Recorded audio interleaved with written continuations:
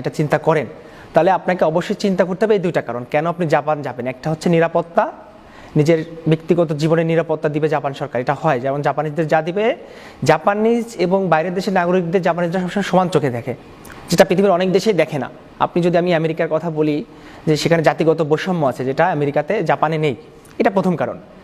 আর দ্বিতীয় কারণ হচ্ছে যে আপনি একটা নির্দিষ্ট সময় পরে যখন আপনার ভাষাগত দক্ষতা অর্জন করতে পারবেন, নিজে নিজে ভাষাগত দক্ষতা অর্জন করতে পারবেন এবং নির্দিষ্ট কাজের মান উন্নয়ন করতে পারবেন, তখন আপনি আজীবন আপনার পরিবার নিয়ে জাপানে থাকতে পারবেন। সুতরাং এই দুইটা তিনটা কারণকে যদি আমি দাঁড় করাই, যে বাংলাদেশে 4 মাস বা 6 মাস জাপানি ভাষা শেখা, তারপর নিরাপত্তার জন্য জাপান যাওয়া এবং জাপানে গিয়ে পরিবার নিয়ে থাকতে পারা, এই তিনটা কারণ আমি মনে করি সব থেকে বড় কারণ জাপানে আমার থাকার পিছনে, এবং প্রত্যেকেরই এই তিনটা কারণ ভেবে দেখা উচিত।